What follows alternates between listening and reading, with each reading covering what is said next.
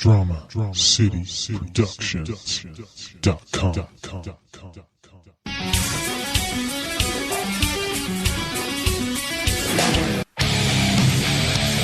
You are plugged in for the Podcast Wrestling Society, where you can get dynamic weekly pro wrestling and MMA related content.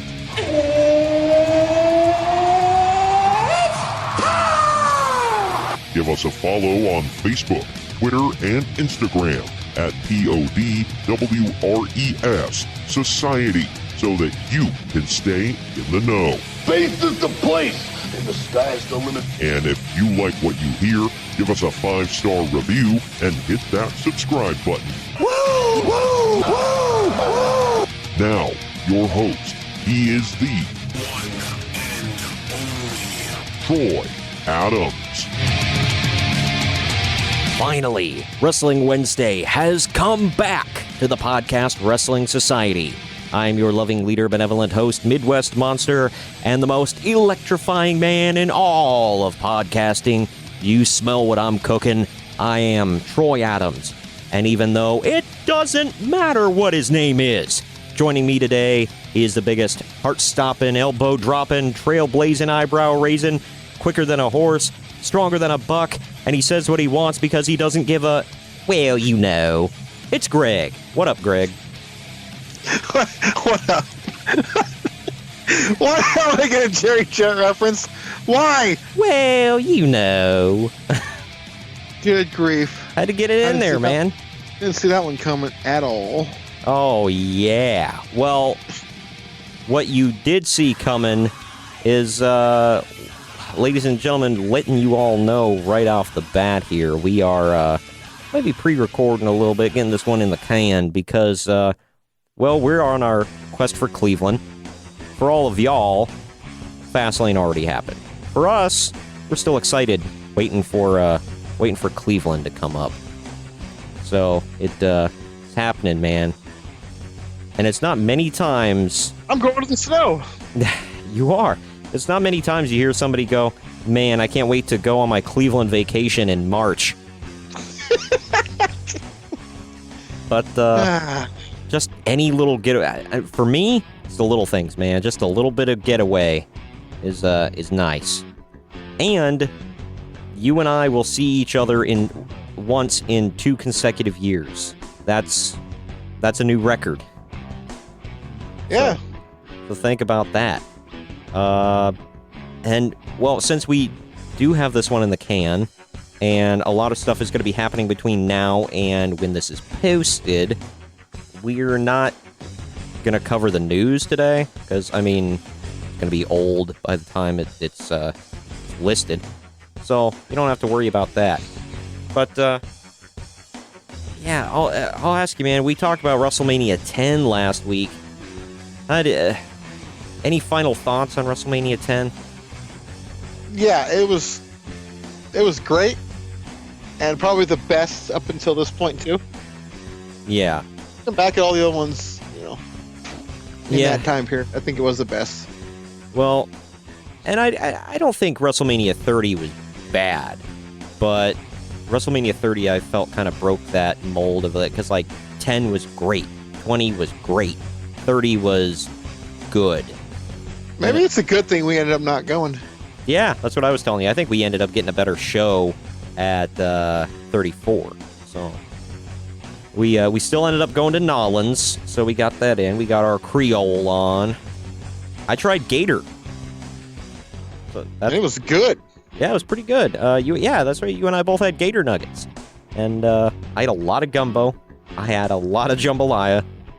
And we ate at... yeah, jambalaya. Well, and of course, because I was with you, we had to eat at Juan's Flying Burrito a couple of times. So. And who ate at Juan's Flying Burrito with us? Oh, man, it's Super Dad. It was Heath Slater, man. But he didn't have his kids with him because he was in the big sleazy, you know what I'm saying? Had to leave them. Also, we can confirm that... Who was it that said the story about him going piss like 20,000 times? What? I think it was... Oh, it was on Ride Along. I think Jinder Mahal said, like, he goes piss like every 5 minutes. Really? He does. He got up 4 or 5 times when you're sitting there. I didn't even notice. Wow. I was like, I was trying not to be like fangirl Mark, be like, holy crap. Well, holy I crap, wasn't that's either, but Heath he was Slater. like literally sitting. He was literally sitting right in front of me. Yeah, well, so, I was gonna say he was behind like every time me. he got up, yeah. You had eyesight of him like the whole meal. I did not. So for me, it's like it would have been pretty obvious if I was turning around. Oh my God, it's Heath Slater. But yeah, Hey, I'm a huge Slater fan, but nobody says, "Oh my God, it's Heath Slater." I was a little like, oh man, holy crap, it's him. We saw quite a few stars down there. It was cool. We also saw Primo. Yeah, he sat next to Dave and Buster's. That's right. Yeah, I was leaving the pause in there because I said we saw a bunch of stars and we saw Primo. You get it? Yeah, that's a star Yeah, the shining star of the Caribbean. Yeah, I forgot there for a second that was their gimmick until they just went back to the colognes. Or were they the colognes and then the shining star? I don't even remember. I don't know. Nobody cares. When they dropped the whole Los Matadores, I quit caring. I know you stopped caring. Oh, of course. You're like, it doesn't remind... They don't have a gimmick that reminds me of Coco anymore. Moving on. Anyway, but yeah, we've got plenty to cover today, man. It's, man, we're in the thick of it in the Russo era here, man. It's, this show, WrestleMania 15. There's some stuff on this show, man. I mean, don't get me wrong, it didn't Let's just suck. say this, man. Swerve, bro. Hell yeah. And, I mean, the show had everything. It had scantily clad women. It had overbooked matches. It had swerves. It had just like brawling all over the place with weapons. It had more swerves. It had BS endings. It had it all, man. And of course, more swerves. Oh yeah, gotta get that in. There was nothing on a poll. Oh, I forgot. The most important thing of it all, we saw actual murder on this show. Or, well, I guess attempted murder, because he was... The guy they attempted to murder was perfectly fine the next night on Raw, I believe. So, but whatever. Bro, we're gonna hang him, and he's gonna be gone forever, bro. There's so much. So much. But before we get into all of it, I'm going to take a minute to pause right here. We're going to tell you all about our normal shilling of stuff here. But I would implore you, there's some great stuff that we do have to tell you about. It's changing each and every week here. So it's not just the usual shilling of stuff. So, keep tuned in. We'll tell you all about the great stuff you can pick up here. If you haven't checked out the Patreon yet, it's patreon.com/PodResSociety, just like in the social media tags. There's a lot of great content on there. There's more to come each and every week. We've got reviews and previews. That's only $1, man. There's Pick Your Review, where you can vote on what you want to hear here on the podcast and on the Patreon. You can pay for that. It's $1.50 for that, man. And then for just $2, there's deeper dives and personal profiles. Greg and I are going to have a lot of fun with that. We're going to do a lot of personal profiles and deeper dives into certain people and events that we've wanted to dive into for a long time that we don't get to do here on the podcast because it kind of breaks from format and whatnot. So definitely go check that out. Patreon.com/PodResSociety. Lots of great content for a very cheap and reasonable price. And then we want to thank each and every one of you for subscribing to our YouTube channel. And if you have not, we implore you to go there now. We have well over 100 subscribers, and it's growing by leaps and bounds each and every single day. We have a custom URL now because we have over 100 subscribers, and I want to thank each and every one of you for doing that. It is youtube.com/Podcast Wrestling Society. Just type it out. You go there. You can see our channel. We've got tons of great videos. We've got everything set up in playlists. There's our weekly episodes that we archive on there in video form. There's previews and reviews of old. Now we are going to be switching those to the Patreon account. There's the former The List Bro that you can go check out those. There's 16 different lists throughout our time here. And then there's watch-alongs that Greg and I will do both for YouTube exclusives and Patreon exclusives. So go check that out now. YouTube.com/Podcast Wrestling Society. And we thank all of you for backing us this whole time. And then last, for pimping stuff for ourselves, you can go check out our 2 merchandise stores, man, with a bunch of great, cool, funny, and original designs we've got all over them. There's redbubble.com/people/PodRes Society, just like the social media and Patreon handles. And there's also shop.spreadshirt.com/podcast-wrestling-society. Tons of great designs in a variety of colors and tons of merchandise, from hoodies to t-shirts and ball caps and bags and phone cases and whatever your heart desires. You can get some of our great logos and artwork on there, and why wouldn't you? And they are great deals. It's a steal of a deal, I'm telling you right now, and I'm not just saying it because it's my merch, but seriously, go check it out. Again, it's shop.spreadshirt.com/podcast-wrestling-society, and it's redbubble.com/people/PodRes Society. And then before we get you back into all of the action here on the podcast and getting into the subject at hand, I definitely, speaking of a hand, I want to give a hand to WrestlingWithWrestling.com. It's a great website, great resource for anything wrestling that you need. If you want news that we can't cover throughout the week because, like this episode, it's in the can a little early, or if you need you want reviews of shows that you can't see here in America, but you're still interested in what happened, either somewhere else in the country that it's a small indie show that you can't get on TV, or if it's overseas somewhere that you can't see, or whatever, or maybe you just don't have time to watch the show and you'd rather just read the review of it and read the rundown of the show, non-biased. Go check it out. There's videos, podcasts, interviews, whatever your heart desires. It's the greatest wrestling resource I could possibly steer you towards, and we're featured on there. So go check them out. We're hooked up with them, been hooked up with them for a long time. Great website.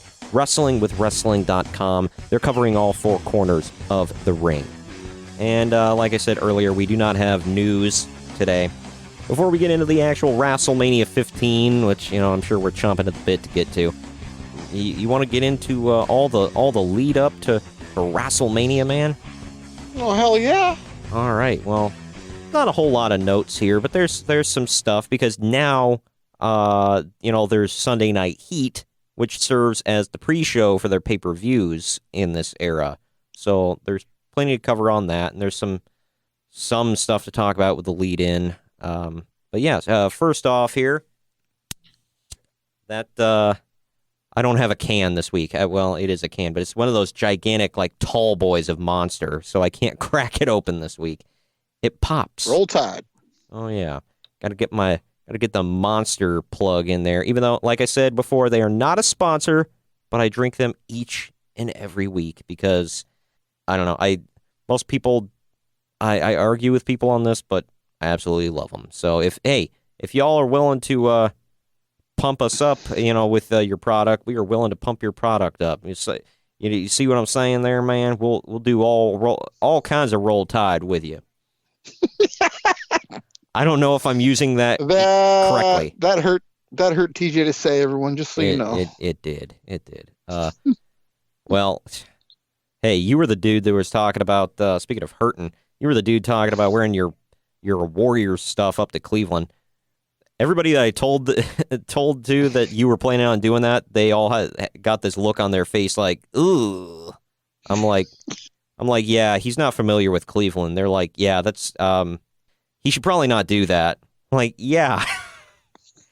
Well, what are they gonna do? Like, laugh at me for winning 3 of 4 titles, or what? No, let's just say there's some very, not so friendly areas of Cleveland. I'll just leave it at that. Hey, I'm a Raider fan, okay? I carry weapons on me at all times, okay? Come on. Yeah, that you use on your fellow fans. So, yeah. Either way, getting into That's what we this. do. WrestleMania 15, y'all. My Sorry. God. He's on the show. Oh, wait, no, he's not. Never mind. I think we're... No, yeah, he is. Is he? Well, he was on the pre-show. Oh, I think he was in that Battle Royal. He is. WrestleMania 15, the unofficial tagline for it. They never actually said it during the show. Oh, yeah. Say it. We got to do it. Say it, damn it, say it. It was never actually said on the show, but it was on the cover of the for all of you old enough to remember this, cassette tape, or they actually had DVDs at this point, so on the cover of the DVD, and on the poster, it was The Ragin' Climax. Yes. Yeah, no, that's not Russo-esque at all. I don't think so. Absolutely not. Took place March 28th, 1999. It was in the First Union Center in Philadelphia, Pennsylvania. So you know all the ECW marks were in the crowd for this.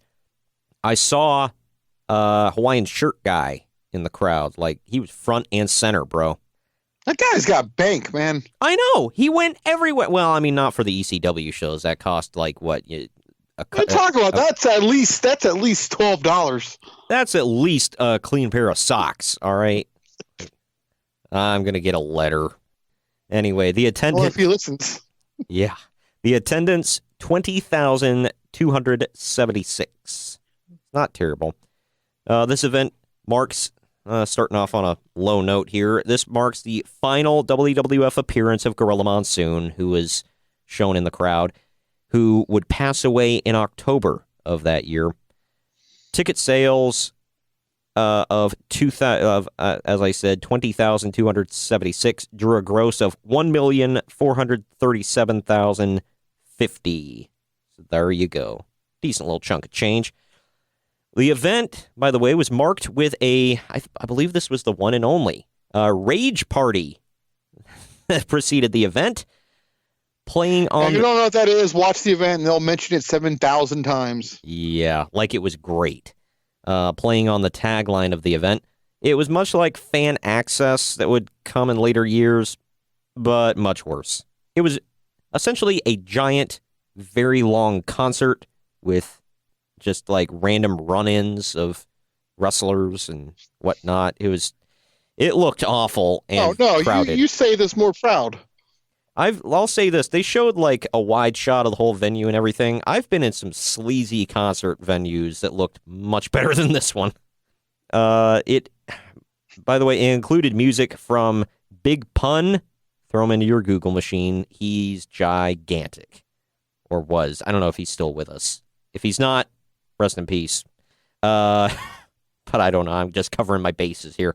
And Isaac Hayes, who is no longer with us. Rest in peace. And guess what song Isaac Hayes performed, Greg? Oh, God. Chocolate Salty Balls. Because why not? Well, yeah. Put that in your Google machine, too. Yep. It was a song for... It's probably the only song he's never written that he ever sang. Oh, yeah. For those of you that don't know, he played the character Chef on South Park, and that was a song that he did on the show. So, and it was a real name. It was. Say it one more time. Say it one more time. Chocolate Salty Balls. On the show, by the way, I mean, obviously it was sexual innuendo, but it referred to he made something for a baked goods sale, whatever, and he called them Chocolate Salty Balls. So there you go. Not much thinking done with that one.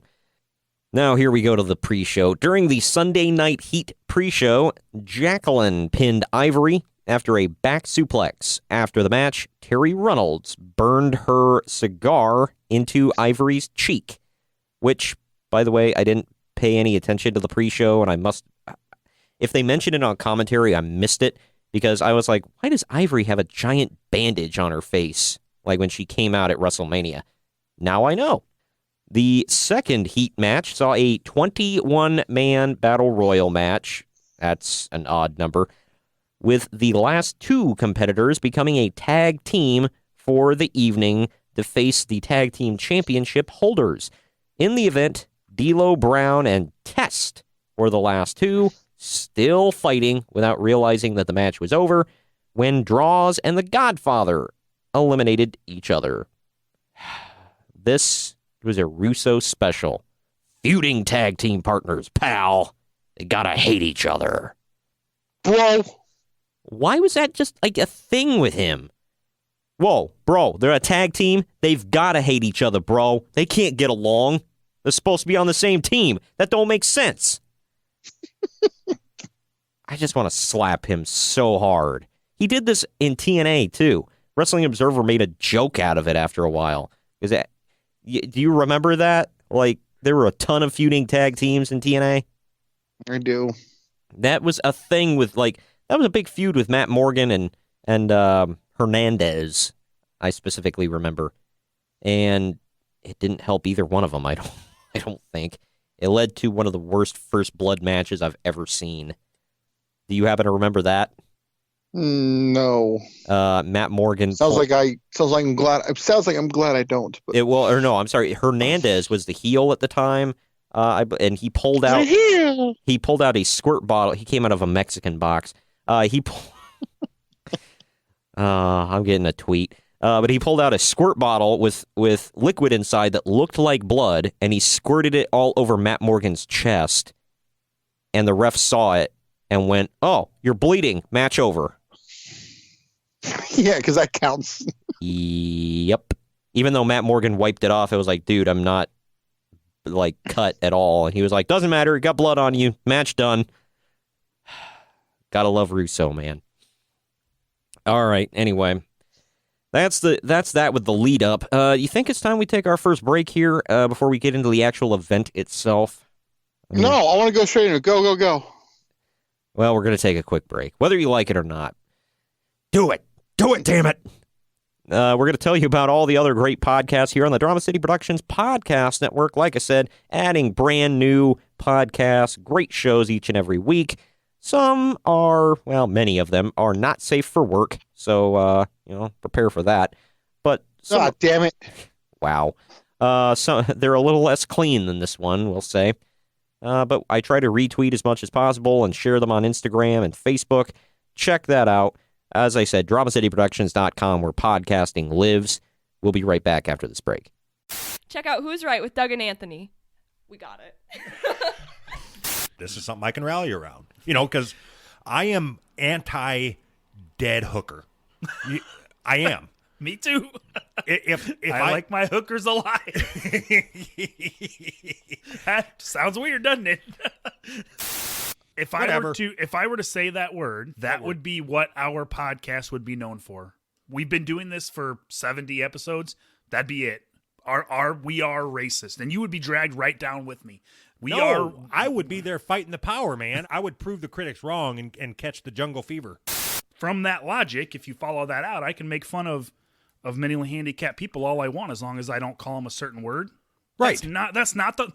Oh, not right. That's not the lesson that I would teach my kids. Just don't make fun of mentally handicapped people. Check out Who's Right at who'srightpodcast.com. I'm wrong, you're wrong. Everybody sing this song, talk it on over, and we'll find out who's right. All right, we are back, and that means it's time to dive right into the raging climax of WrestleMania 15. Can't hear that enough. Nope. That's just Real name, folks, by the way. Not making this up. just very inappropriate. Why would we make it up? Wasting everyone's time we did. Yeah, I just how much you want to bet that like Vince McMahon didn't get it and like Russo just kind of snuck it past him into the mark. He probably told the marketing department, and Vince McMahon was like, "Sounds good, pal." All right, well, your commentators for the evening are, and this gave me like just like the fear chills right off the bat, Michael Cole and Jerry Lawler. My gosh, I just The show officially begins with Boys to Men singing America the Beautiful in the ring before the opening video. I wasn't expecting that one. I don't know. I don't know who I was expecting. Billy, yeah. Good. Yeah. Who would have saw that coming? Well, I don't know. I didn't know who sang America the Beautiful there. I don't know any of them, unless I've seen it before. I've actually never seen WrestleMania 15 in its entirety. So this was a first for me. You're glad you are now.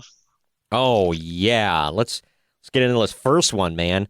It was for the WWF Hardcore Championship. Who remembers that? It was a triple threat.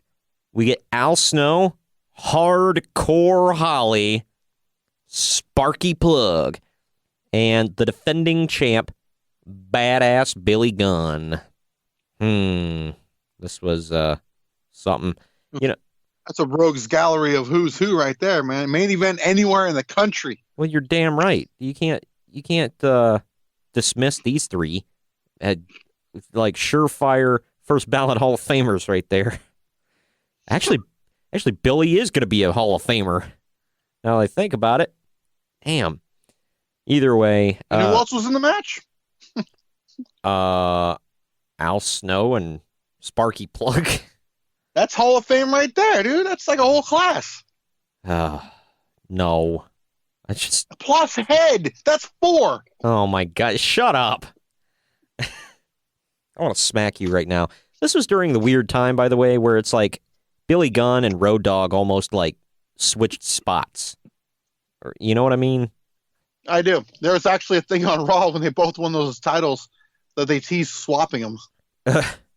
They should have. Like, it was weird. I don't know. I mean, Road Dogg did okay in his role, but I felt like he was better in these kind of situations, whereas Billy's more of like I felt he was better as without the weapons.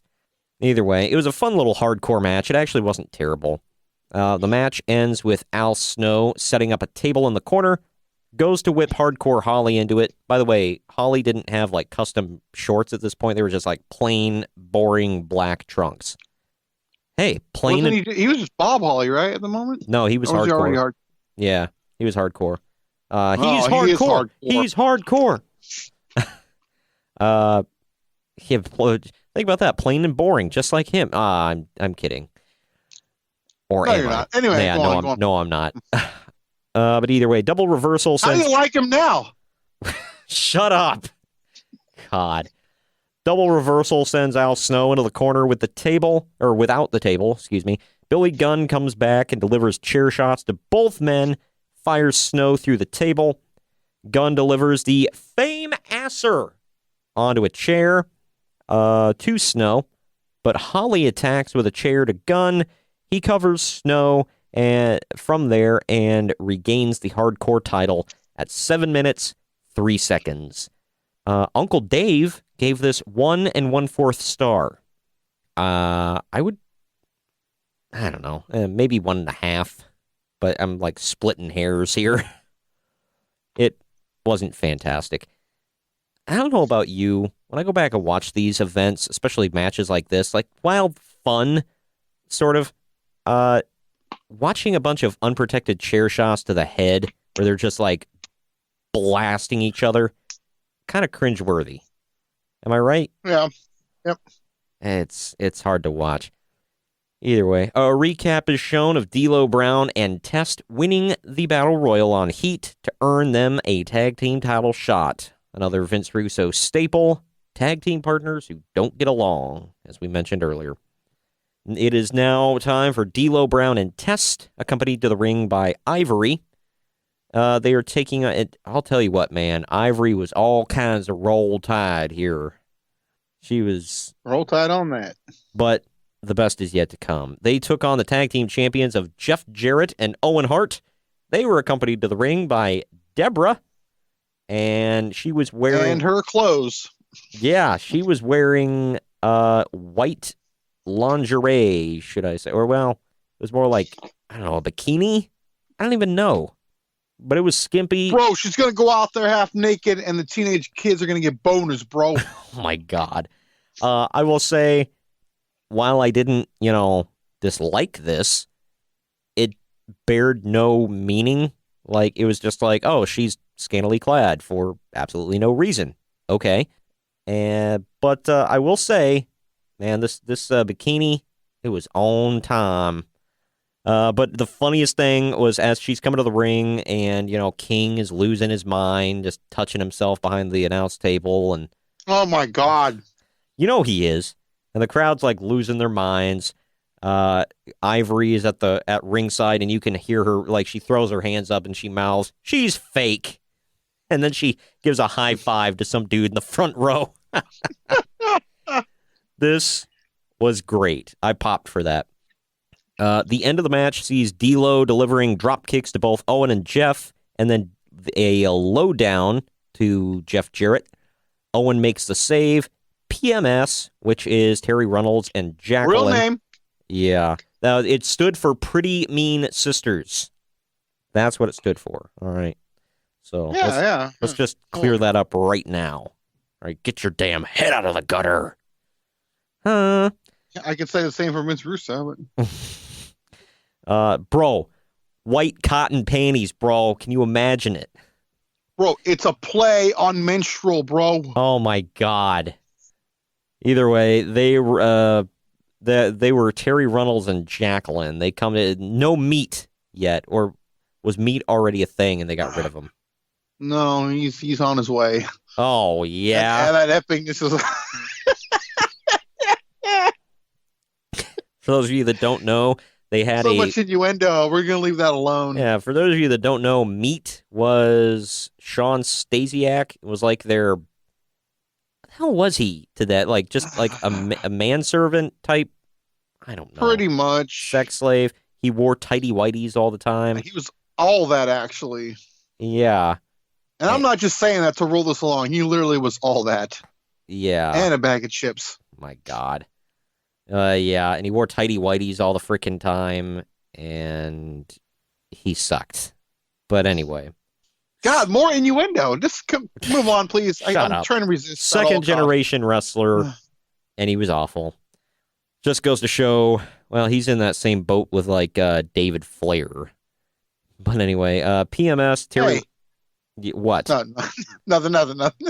Terry Runnels and Jacqueline run down to the ring, get in the face of Ivory, distracting the ref.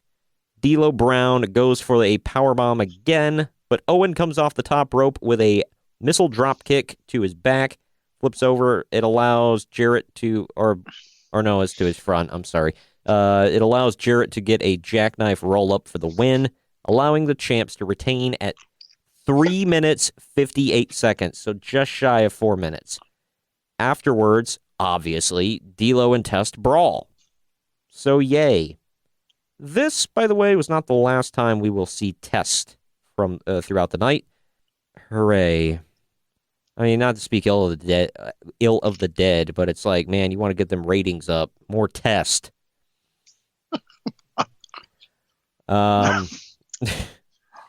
Oh, man. Uncle Dave. Man, that's like 3 letters you're getting already. No, I know. I'm punching that card, man. Uncle Dave rated this 1 1/4 star. This was way worse. Well, Is that his new favorite number for this? 1 1/4? I guess. It was serviceable. I'll tell you this, a pattern you guys are going to see through the night. Tons of very short matches. They were very much into quantity over quality at this point, and it showed. A hype package is shown for the amazingly epic Brawl for All match. Dude, they hyped the hell out of Bart Gunn. I mean, just like, all right, put him over like again, gangbusters. Not to speak ill of the dead again, but like that was the thing. He beat Dr. Death. Like that was the guy who was supposed to win it all. So, oh my God, he may be legitimately the toughest man on the planet. I'm like, is he? Dude, the only reason he won is because Doc like tore something in his leg, and as he was falling, Bart clocked him and knocked his ass out. Yeah, I mean, no, I'm not gonna. I mean, yeah, but it's like he won though. I'm not gonna take that away from him. Well, yeah, but then they act like he's like the greatest thing ever. Yeah, I know. And then this happens. I don't want to jump ahead though. Yep. It was a brawl for all match. Butterbean versus Bart the Hammer Gunn. They were calling him at this point. Butterbean, for those of you that... The machine, huh? Yeah. Yeah, I should have. Like, they missed a hard... Like, it was in their face. How did they miss that? But either way, they could have called him El Barto. That would have been hilarious. For those of you that don't know who Butterbean is, imagine a shorter King Kong Bundy in Apollo Creed's boxing trunks. So there you go. He was a big, fat guy who... Huge! He was big, pasty white, huge, bald. He was actually in Celebrity Championship Wrestling, the one and only season. So there you go. He was a novelty boxer because nobody took him seriously, even though he was nobody took him seriously because he was a big fat guy, but he was a good boxer for, his size. Let's get into it. Bart Gunn won the Brawl for All tournament, which was an ill-fated shoot, bro, fighting tournament set up by the WWF in 1998. Maybe we should do a Patreon on that sometime. It sucked. I'll say that. They basically took a break from saying, hey, all this other stuff you're seeing tonight on Raw, it's bullcrap. It's all fake, but this is real. All right? Everything else is fake. This is real. Yeah. And as we said, the final round is Bart Gunn versus Dr. Death, Steve Williams, and Bart knocked his ass out. So there's that. And instead of taking that and going, wow, that was different, we could build a star with Bart Gunn. Nope, let's feed him to Butterbean at WrestleMania. Well, yeah, some still argue it was punishment. Yeah, how dare you be better than everybody else, you son of a... You were supposed to lose. Either way, that led to this infamous fight. The rules of the match are 3 one-minute rounds, so that's weird. Knockdowns are worth 10 points. Takedowns are worth 5 points. Yes, it's like a mixture of boxing and MMA. And most punches landed get 5 points as well. Former boxing champion, the Pazmanian Devil, Vinny Pazienza, never heard of him, serves as a guest referee. Do you know this guy? Yeah, I've heard of him. He's an old school fighter. He's really good, and he was back in his day. Yeah, I mean, I figured he was a big name in that area, because, I mean, otherwise, why the hell would he, be on this card? I guess Sylvester Stallone's busy. Yeah. Let's get the fake boxer to come out. Bart gets staggered right off the bat and knocked down.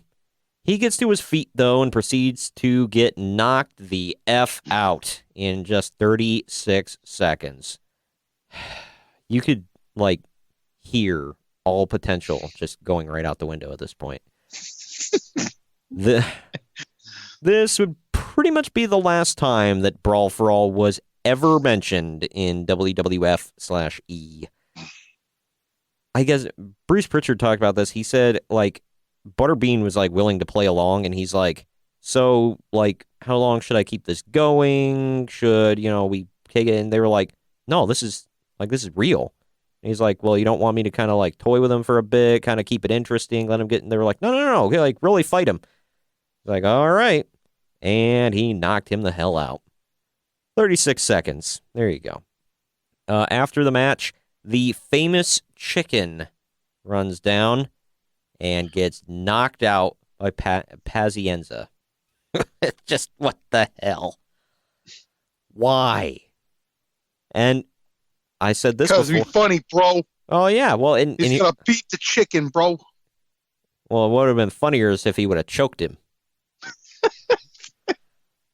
That's right up Russo's alley, so you can't say I'm taking a big stretch here. For all of you out there, by the way, this is not the last time you will see the effing Chicken tonight. Keep that in mind. Kevin Kelly is in the back. You've already said that about one person, and you're going to say that again about another person coming up. Yeah, well, the thing is, it hasn't been anybody good that I've said that about either. God. But Kevin Kelly. Test and the chicken. Come on, dude. Yeah. Kevin Kelly's in the back and interviews Mankind about fulfilling his dream of competing in the WrestleMania main event as a referee. So, yeah. Next up, we've got this first screwed finish of the night, but I'm jumping ahead. The Big Show versus Mankind. By the way, The Big Show had debuted 1 month before this at St. Valentine's Day Massacre. For those of you that don't know what I'm talking about, go look it up. Or don't. I'd say don't, but whatever. It was The Big Show versus Mankind. Big Show came out to No Chance in Hell at this event, which was weird. But he was like Vince McMahon's henchman. The winner of this goes on to referee the main event. Halfway through the match, Mankind pulls out Mr. Sacco and delivers a mandible claw to Show. A right hand breaks that, but Show walks right back into it. Show starts to fade, and Mankind hops up onto his back for added leverage. This was the spot of the match. Show jumps up, kicks his legs out, and lands right on top of Mankind, just squishing that mother effer. And then Show kicks Mankind in the ribs, pushes him to the floor, follows him outside, grabs a chair, cracks him over the back with it, grabs another chair, slides it in the ring. Show rolls Mankind in. He sets up the chairs like almost like a table, like facing each other. Then he picks up Mankind and chokeslams him through the chairs. And that, not the earlier chair shots, but that leads to a disqualification. 6 minutes, 51 seconds. Why? Why not? Like, this just made him look like a complete idiot. Like, what? Like, why? It's just like, what the hell? Made no sense. And then Vince McMahon comes out after the match, gets in Big Show's face. Show has heard enough, and he goes to chokeslam him, but he thinks better of it. He puts him down. Vince continues to berate him, and he smacks him, says, "I'm Vince McMahon, damn it," and smacks him, and Show knocks him out with a right hand. Uncle Dave gave this three-fourths of a star. I think he overrated it, but whatever. I mean, for what it was okay, but the ending was just so stupid. I don't even know what to say. The Big Show debuts the month before to help McMahon. He ended up costing him the match at St. Valentine's Day Massacre, but he tried to help him. He's been his henchman for a month. Now they split, and he's a babyface? Yeah, swerve, bro. Yeah, another swerve. We told you. We warned you all, so don't tell us we didn't warn you. Pat Patterson and Gerald Briscoe, the Stooges, assist Mr. McMahon to the back as he demands that the police be called to arrest Big Show for assault. Pepper your ass for assault. Good grief. I wanted to get that in there. Who the hell is going to say that to the Big Show in prison? I don't know. He'd probably be saying that to most people. Next up, another multi-person match. There was a few of them. WWF Intercontinental title on the line, and it wasn't a fatal four-way, I don't think, or was it? I don't know. Either way, it was a four-way match. It was Road Dogg Jesse James defending the IC title against Val Venus and Ken Shamrock and Goldust with the Blue Meanie and Ryan Shamrock, who looked all but 18 years old. She was, for those of you that don't know, the kayfabe little sister of Ken Shamrock because, gotta have Jerry Springer, bro. I think they would end up dating later, too. I got a little more weird, probably. Oh, man. Howard Stern, bro. Which, that's not the first time I'm going to mention that on this podcast. But anyway. Road Dogg had won the Intercontinental title from Val Venus 2 weeks back on Raw. Everyone was fighting over Shamrock's sister, Ryan, with the exception of the champion, because Val wanted her for sexual reasons.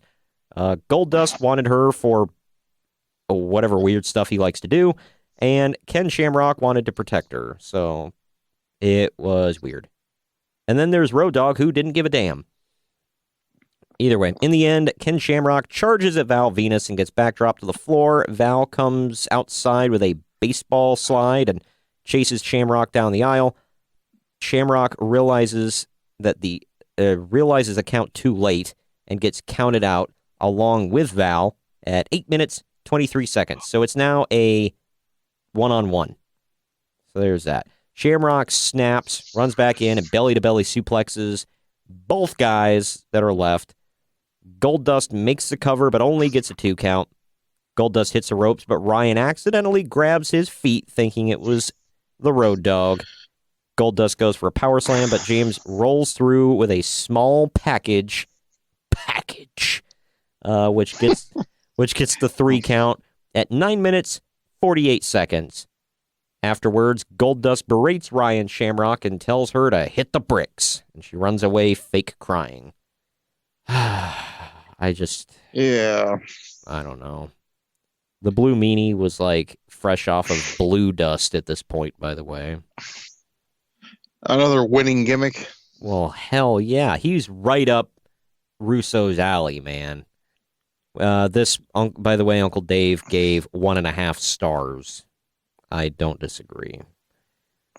We now see the Big Show being arrested by Philadelphia police. However, he is being loaded into an unmarked maroon sedan. So they could afford the uniforms for the guys, but they couldn't afford the car. What the hell? We then see a video recap of the events leading to Triple H versus Kane. Kane tries to shoot a fireball at, I believe, The Rock, who ducks, and it accidentally hits Chyna in the face. He then picks her up and carries her away, showing sympathy. Weeks later, Triple H dresses up as Goldust and shoots a fire cannon into Kane's face. So, we're going to burn him alive, bro. Gone forever. Burn his face, bro. I like how melt it off. I like how spit on the ashes, bro. What the hell? I like how Michael Cole pointed out, by the way, Kane only suffered superficial burns on the skin of the face. I'm like, how do you know? He's wearing a mask. Yeah, well, he's wearing a mask. How does anybody know? Supposedly, nobody's seen his face. Whatever. This is dumb. Before the match, the famous chicken, told ya, he attacks Kane in the aisle. Kane rips the mask off to reveal that it's Pete Rose, looking for revenge from last year. He again eats a tombstone. Why? The WWE because this is like the only thing he can do to get famous, to be in the limelight still. Yeah, well, I guess WWE's Hall of Fame is the only one he's ever going to see the inside of, at least as an inductee, without buying a ticket. God. Anyway, that hits hard for some people here in Cincinnati, by the way. Triple H comes through the crowd and attacks with a low blow to start the match. Oh, yeah, so starting off hot. Towards the end, Triple H goes for a pedigree on the steps outside, but Kane counters with a backdrop. Kane sends Triple H back inside and hits a choke slam. Chyna gets on the apron with a chair and asks Kane to let her finish him off. And for some reason, he's like, sure, get me disqualified. So, Chyna, swerve, bro, clocks Kane with the chair, drawing the DQ at 11 minutes, 30 seconds. So, she turned on Kane, swerve, she's back with Hunter, and she cost Hunter the match. Double swerve right there. Whatever. Kane hangs his head, realizing that Chyna has betrayed him, and then Triple H attacks from behind with the chair. This was the one that really got me. He blasted Kane on the crown of the head with that chair. The back of it, he bends it over Kane's head. It was hard to watch. He then delivers a pedigree onto the chair, and Triple H and Chyna embrace. EA. Another swerve, and another screwed finish. 1 1/4 star from Uncle Dave. I will say this, especially in that outfit and everything, that was probably the best Chyna's ever looked. I'll leave it at that. Moving on, we got Kevin Kelly in the back talking to Mr. McMahon, who says that he'll be the special guest referee if Mankind, who's been taken to at this time they were still saying hospital, is unable to referee. God, we have to talk about it, Greg. This next match for the women's title. Oh my gosh. WrestleMania 16, the cat fight was worse, so just think about that. Which one was that? Was that? I think it was Terry and the cat. Did you and I review that one? I don't remember. It was literally a cat fight. And like that, people say that was the worst match in WrestleMania history. Yeah. This one may give it a run for its money. It does. Just to set the stage, Uncle Dave rated it -2 stars, and I think he was being generous. Sable is defending her women's title against Tori. Not Tori Wilson, Tori. She was Terry Power in the Indies, and now she's Tori for whatever reason. Sable, fresh off of her first Playboy shoot, had recently turned heel with a better-than-everyone gimmick. That's when she started that line, "This is for all the women who want to be me and all the men who come to see me." Started doing that weird hip gyration thing, which I didn't mind, but, whatever. Tori was the first in a long line of women who were introduced with a stalker gimmick. Keep in mind, she was a stalker, which is, creepy and against the law, but she was the baby face here. Think about that. I don't get it. Like earlier, Triple H is supposed to be the baby face. The crowd blew when Chyna turned on Kane. What the hell?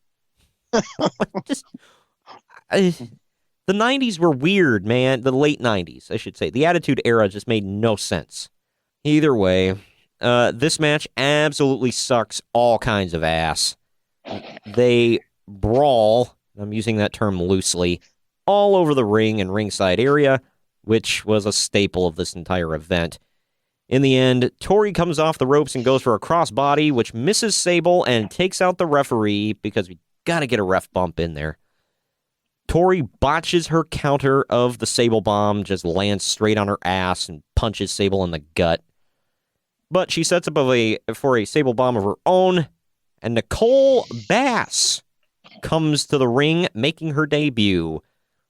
I'm not going to say anything bad about her because she's no longer with us, but look her up, throw her into your Google machine. She's massive, and I don't mean fat. I mean, like, she made the Ultimate Warrior look anorexic, all right? She was a big woman. She makes her debut. She comes into the ring, and Jerry Lawler starts shouting, "That's Nicole Bass from Howard Stern!" Like, yeah, we all know that, I guess. Bass, who doesn't watch that? I go out of my way to not know anything about Howard Stern. But that was Russo's fave, so Bass gives Tori a press slam after attacking from behind.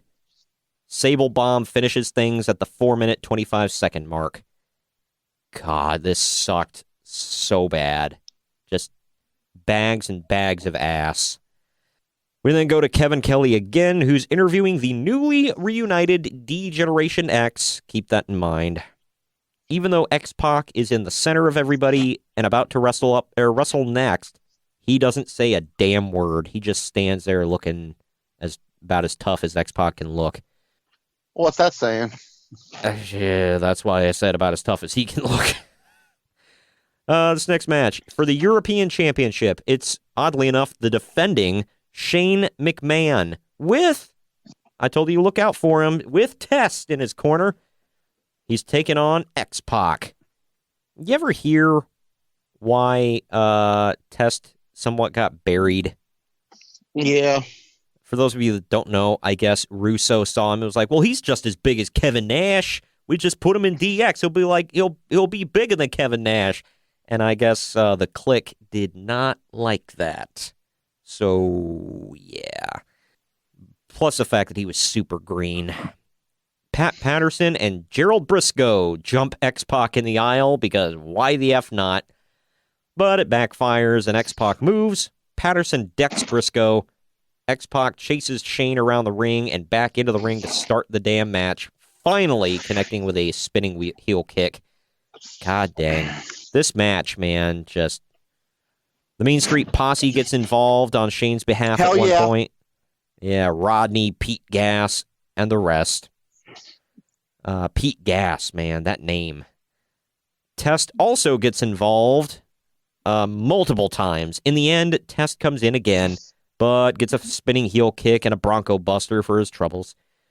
Triple H then comes out, and Chyna distracts the referee. X-Pac hits an X-Factor on Shane and looks to finish, but there's no ref. Triple H slides in and hits a pedigree on X-Pac to complete his heel turn. Swerve, bro! That's number 5. Yeah, they reunite and break up all in one night. Woohoo! Triple H puts Shane on top of X-Pac, and the referee finally turns around to deliver the 3 count, allowing Shane to retain at 8 minutes, 40 seconds. So think about that. Shane McMahon, his WrestleMania record is unblemished at this point. After the match, the New Age Outlaws rushed down, and Billy was running so fast when he slid in wearing track pants, he nearly slid all the way out to the other side. Like, go back and watch it. Titus O'Neil will be proud. It was hilarious. I'm like, holy hell, how fast was he running? Triple H, Chyna, and Test beat the hell out of DX, but of all people, Kane makes a save. Golly, decent match, but yet another effing swerve, and it was incredibly overbooked and complicated. You had this, and we'll eventually get the game out of all of this, so, there's something. For what it's worth, this is the second best match of the night. Uncle Dave gave it 2 3/4 stars. So, for what that's worth. We had a couple of bucks in a candy bar. I guess. Like, not non-competitors in this match. We had both Stooges, Test, Triple H, Chyna. Oh, God, and that's not including the run-ins at the very end. Bad. Not good at all. But now Fake news. Speaking of not good at all, a recap is shown of the events leading to Big Boss Man and The Undertaker inside Hell in a Cell. This includes the infamous Undertaker burning Vince McMahon's teddy bear. Yeah. Oh, and he literally brought him to his knees and he was crying too. Yep. My God, this was bad. Hell in a Cell match, everybody. It was Big Boss Man versus The Undertaker with Paul Bearer. The best part of this whole thing, by the way, is anytime The Undertaker gets the upper hand, Paul Bearer has like an orgasm outside of the cell. He just, oh, yes! And just like makes weird faces. I'm like, God dang, dude. This was during the Ministry Corporation feud, which was basically heel versus heel, although really Mr. McMahon was booked as a sympathetic figure. He was in like 3 feuds at once here. It was weird. Of course, it all ended with Mr. McMahon being behind everything as the higher power. It was me all along, Austin. Bruce Pritchard. Yeah, everyone knew that. Well, Bruce Pritchard confirmed that it was actually supposed to be the fallen angel Christopher Daniels initially, but Vince saw a picture of him and went, he's way too small. Screw him. I'm doing it. So, one of the best wrestlers never to be signed to WWE, but nah, screw him. He's tiny. Well, Rey Mysterio got in. Yeah, way later. This was it's sad. At one point... Hornswoggle got in. God, just shut up. At one point, Boss Man grabs a pair of handcuffs, and he uses them to cuff Taker to the cell. He then takes his nightstick and hammers away at Taker. Taker falls, and the cuffs break instantly, rendering the entire spot pointless. Taker gets color. Hell of a time to do so. In the end, Undertaker goes for the tombstone, but Boss Man slides down his back. Taker ducks a clothesline out of the corner, and again goes for the tombstone. This time it connects, and Undertaker picks up the victory, 9 minutes, 47 seconds. But that's not all.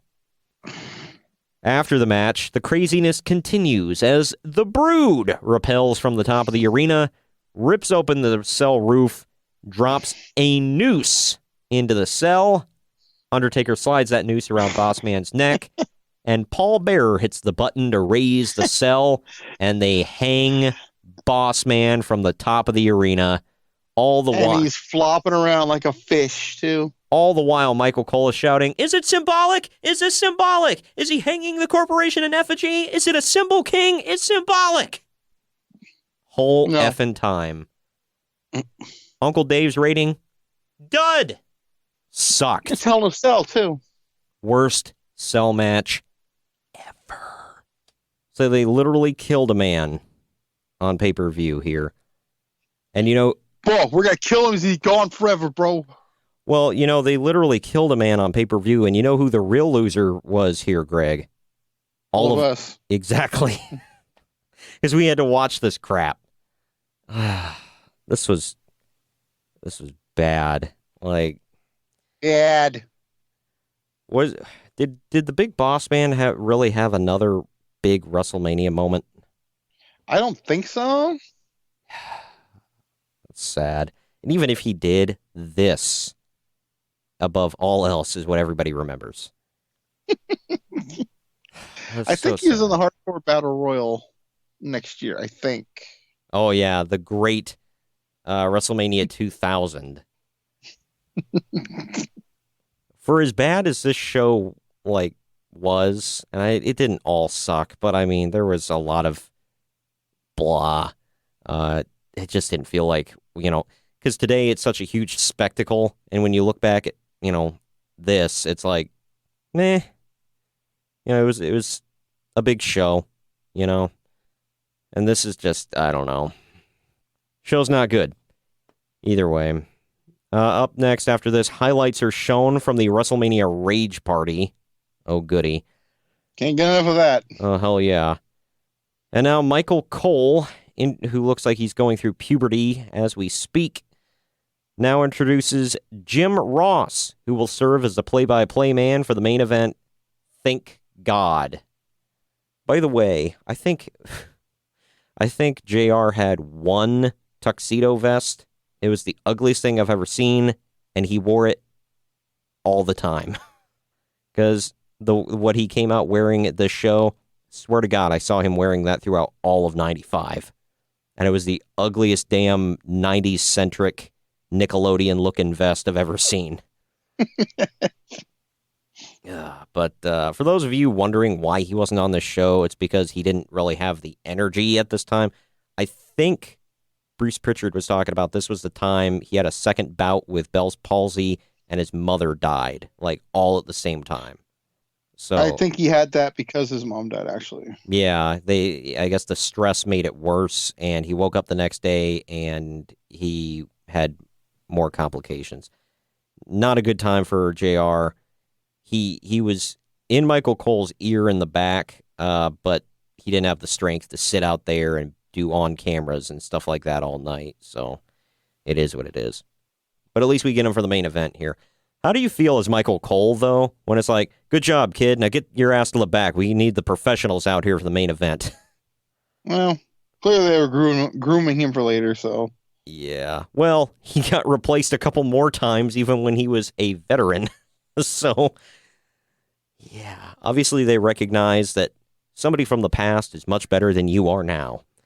But we're here, man. It's the main event for the WWF World Heavyweight Championship. The defending champion, The Rock, the corporate champion. He's up against Stone Cold Steve Austin. The beginning of this match Oh, first, before we start, I got to point out, I like how he came out in his shirt because he forgot his vest in Texas. Oh, we're getting to that, yeah. Well, the pre-match stuff here goes on for a little while. I was like, so is the match starting or is it not starting? Mr. McMahon comes out to be the special guest referee since Mankind is in the hospital. They were not saying medical facility at the time. And he was unable to serve in that capacity. Which, earlier in the night, McMahon said, I've got a ref uniform in my bag. And yet he comes out here in a sweatshirt. Weird. So it's like, so did you Maybe not? you forgot it in Texas, too. Yeah, it's like, did you not have the, like, okay, whatever. Commissioner Shawn Michaels, with his Dutch boy haircut, comes out with Mike Chioda, however, and overrules the decision as the only person who apparently can name a special guest referee is the commissioner. Yeah, not the owner or anything. Yeah, I like how the commissioner, who is under the owner, he can overrule the owner of the whole company. This storyline was dumb. Shawn also announces that the corporation is barred from ringside. Everybody except McMahon. I believe his exact words were, if I see any of their narrow asses out here. Wow. Yeah. It's like, you've been studying their at? Never mind. Not that there's anything wrong with that. Oh, no, not at all. As you alluded to, Austin wears a T-shirt to the ring because he tells a story that he left his vest at home by accident. He opened his bag that day and went, son of a... The Rock has his old, slow, do you smell what The Rock is cooking theme song that he used to have. They brawl all over the place, up to the stage, through the crowd, all over ringside. They use water, cables, chairs. I said cables, not This sounds tables. like a terrible ECW match. Oh, yeah. This was chairs. They put each other through the announce table. They use the safety railings, etc., etc. Like, this was something. I quickly remembered why this was the forgotten match of their trilogy, even though it was the first. Bro, we're not fighting in the ring, bro. We're going to fight everywhere else. Chioda gets bumped because got to get a ref bump in there. It's like the fourth or fifth of the entire event. Earl Hebner now takes over. Mr. McMahon slides in the ring and knocks Hebner out. What was to stop him from doing that right out the bat? Or right out the gate? Like, was he afraid of Mike Chioda? Yeah, I mean, he's pretty buff. Yeah, well, Chioda was the one allegedly taking steroids there for a while, so there's that. McMahon and Rock stomp Austin in the corner, but Mankind returns. He's back from the hospital. He comes out and he sends McMahon to the floor. The match continues, and in the end, The Rock nails the rock bottom before going for the corporate elbow, but misses. Austin goes for the stunner, but Rock blocks it. Rock goes for the rock bottom again, but Austin blocks that and finally delivers a stunner, which finishes things, and Austin regains the world title for a third time at 16 minutes and 53 seconds.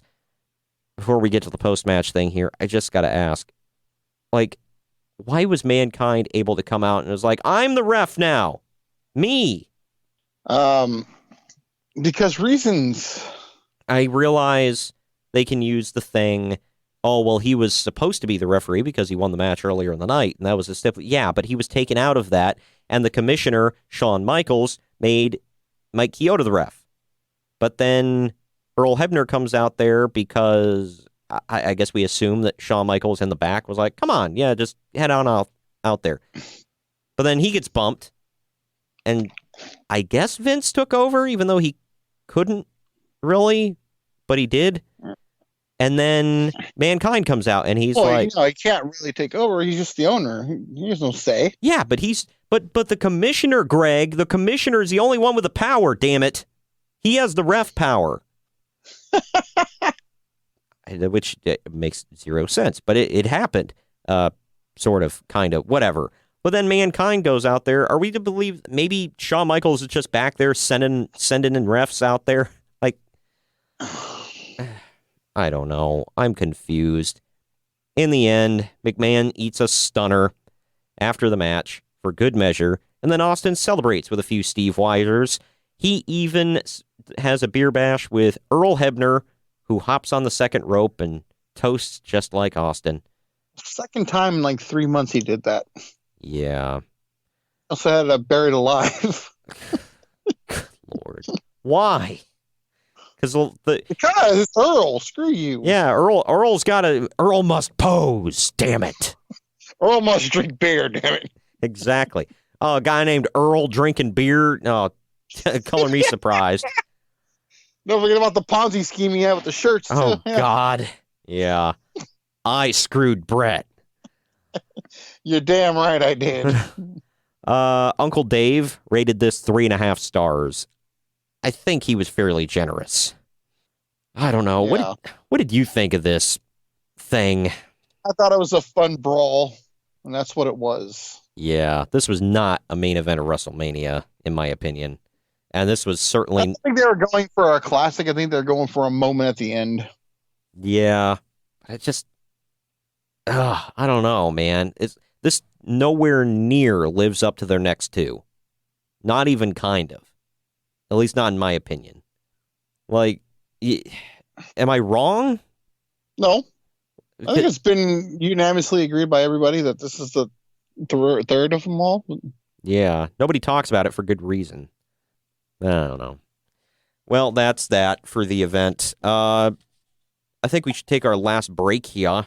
When we come back, we'll give a little bit of what the reception was like to this event and some of the ratings and, people who crapped on it or praised it or whatnot.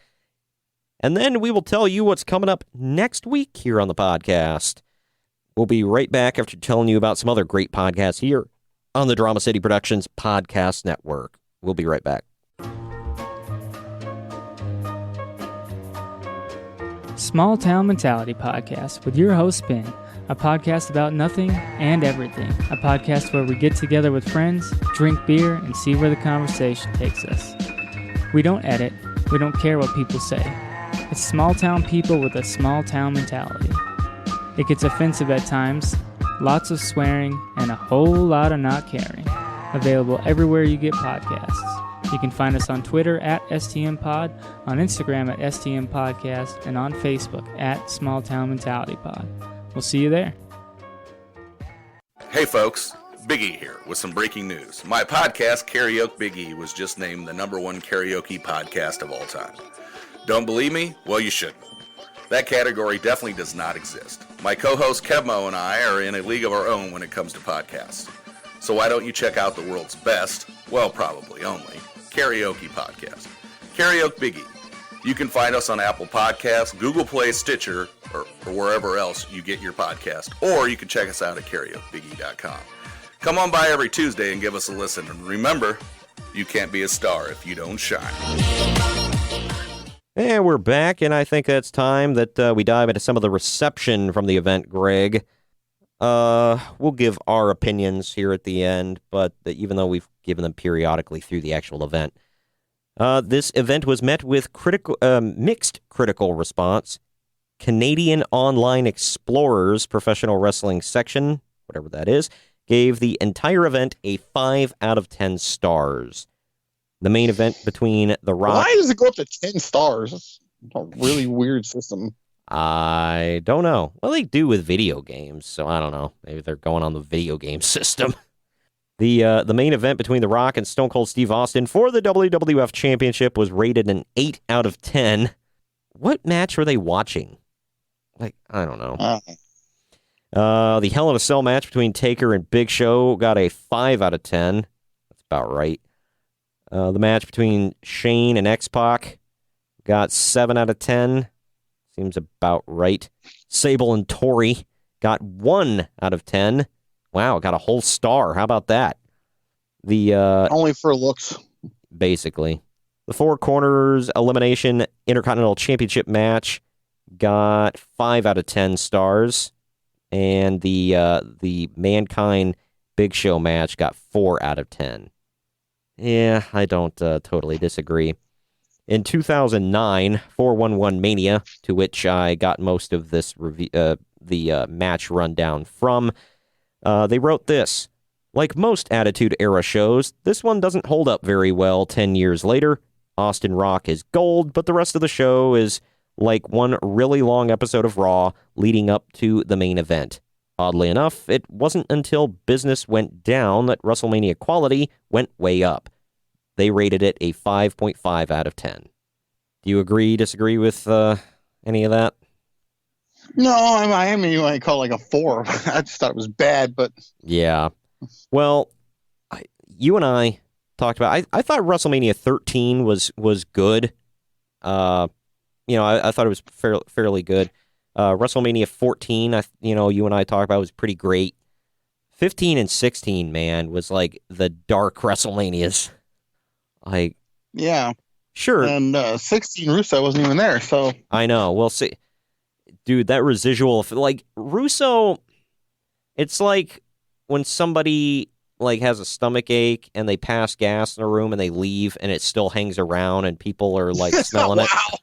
What the hell? The only thing I can think of, it's like 2000 you was... just compared Russo to literal crap. I did. Well, it fits if the gas fits, pal. But, yeah, I mean, look at WCW. He left there, and it still looked like he was booking the damn thing. For reference... No, he left there, and it closed. Yeah, well, for reference, with the WWE, when you think about it, he did not book the Mae Young giving birth to a hand thing. He was he was gone by then. So he was gone forever, bro. But that should tell you all you need to know, that the stench of Russo lingers far after he's gone in every company. It took TNA a while to get the grisly stench of Russo off of them. That's all I can say. And they went back to him. Well, no, I'm talking about the last time when they finally got rid of him. But yeah, until he finally was gone forever, bro. Like, they still stunk of Russo all the way. But yeah, so the Grizzly stank still hung around. 15 and 16. Thank God we don't have to cover 16, man. There was like one good thing on that whole show. And I mean, you know what it is, right? Well, I'm trying to remember. I don't think I saw Naked Media on this show, so. On 16? I thought he was at 16. Or am I don't know. I guess maybe he wasn't. Well, not naked Midian, but. Well, no, he was clothed Midian. That's so fun. Well, you're not wrong. So, but yeah, I mean, the one good thing about the show was clearly TNA versus Head Cheese. Hell yeah! Had to get that one in there. Well, and of course, Hardcore Holly versus Crash Holly that went 15 minutes. Well, I guess that was the Battle Royal. Yeah, the Battle Royal. Yeah, for the Hardcore Championship. Good Lord. Or no, I'm sorry. Scratch all of that. Scratch it all. It was a 2.5-minute cat fight between Terry Runnels and the cat. We mentioned it earlier. Right there. Man, 16. The watch along's coming. God, is it? This whole show. You mention it. This whole show sucked. The two good things about WrestleMania 2000 for all of you, and no, it was not a McMahon in every corner. That sucked. The two good things about WrestleMania 16 was the 2 out of 3 falls for match for the Intercontinental and European titles. Chris Benoit, Chris Jericho, and Kurt Angle. And the other one was obviously the triple threat ladder match. ENC, Dudley's, and Hardy's. Past that, this show just sucked all kinds of butt. Yeah, but it picked up the next year. Well, yeah, next year was like considered the greatest WrestleMania of all time by many people. So, what do you, I don't know if I ever asked you, what do you consider the best of all time? It's between 17 and 19 for me. Yeah. 19 was really good. That's a sleeper one. Not a lot of people like. That's not the first one that pops in people's minds, but I mean, Shawn Michaels, Chris Jericho, Austin's last match against The Rock. I mean, it's good stuff on the show, man. I'm surprised you didn't go. You didn't go to that one, did you? No. I'm surprised. That wasn't far from you, was it? Seattle? No, Seattle, yeah. Yeah. So wow, I'm shocked, and it was in a ball field. So I'm like, that ticks all of your boxes. Won't happen again. Yeah. There you go. You learn from your mistakes. But you know, I'm sorry. I still keep looking at this card and hanging my head. China and Too Cool defeated Dean Malenko, Eddie Guerrero, and Perry Saturn. And Pete Rose got involved in that one, I believe. Was it that one? I don't know. I am not. It was whatever the Rikishi match was. I heard Too Cool and thought of Rikishi. It's whatever the Rikishi match is he got involved in. The thing that gets me is that main event, Fatal 4-Way, Triple H, The Rock, Mick Foley, and Big Show. That went 36 and a half minutes. Well, it was elimination. Well, yeah, it's true, but that still. adds time on. Yeah, but golly, that's over half an hour. Didn't Foley get out first, too? No, Big Show did. Oh. Poor Big Show, man. He just got the shaft. He got screwed over, man. Anyway, next week will be a much better show. Next week, we're covering the very first WrestleMania I ever saw live on pay-per-view. I begged my parents to let me order it. I saved up my allowance, and I ordered this pay-per-view. And this was just last year. No, I'm kidding. Wow. It was WrestleMania 20. Mom, please buy it. I'm going, but I want you to buy it anyways. Yeah.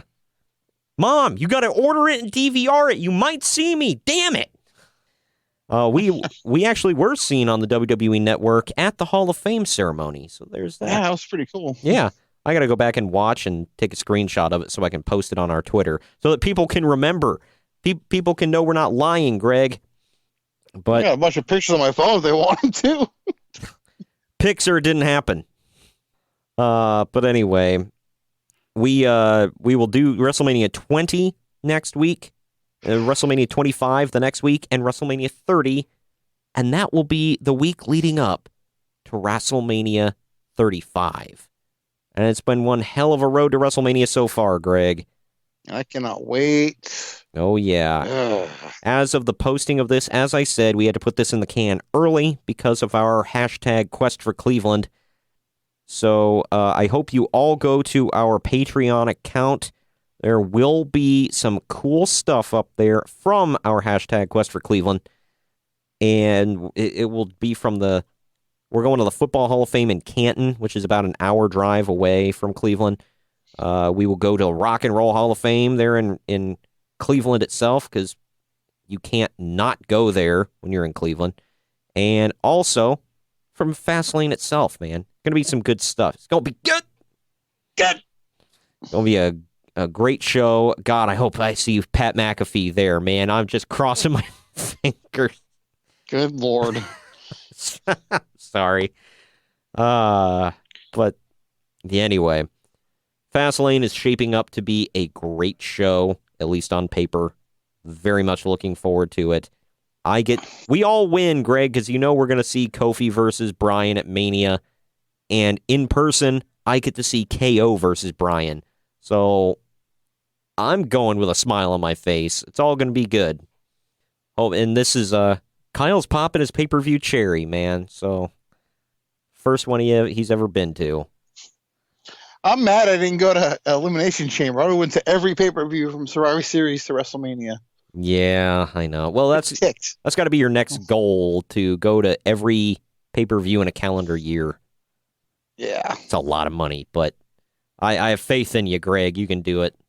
Actually, not as much as you'd think, actually. If you do it right, it's not a lot at all. All right. Well, no, I'm serious. Well, there you go. You can, you usually get like, upper deck seats or whatever, so it's not like you can be the guy in the corner like Brock Lesnar guy, where it's like, hey, he wears the same thing every show. I see him all the time. But either way, yeah, so as I said, go to patreon.com/PodWrestSociety.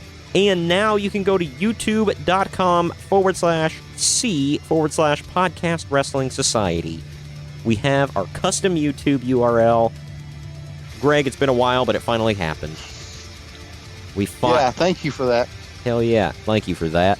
Roll Tide and all that Love goodness. you for that. Yeah. Just all that good stuff. Thank you all very much. Go check it out. We have well over 100 subscribers and growing by leaps and bounds literally every day. I'm not exaggerating. Thank you all. And thank you for being here with me today, Greg. 'Twas fun. Even though the show was not. But the podcast. The next one's going to be a good watch back. I can't wait for that one, actually. Yeah, I'm very much looking I'm excited to forward go back and watch it now. Oh, yeah. Yeah. Of course, I'm going to stop it right after Undertaker and Kane, because there's not a match after that. Well, yeah, it's Triple H versus Shawn Michaels and nobody else in the main event. So remember that. But I want to get to Christian versus Triple H, or not Triple H, Christian versus Chris Jericho for Trish Stratus. That was, one hell of a feud. Anyway, all right. Well, we will come at you next week. Later.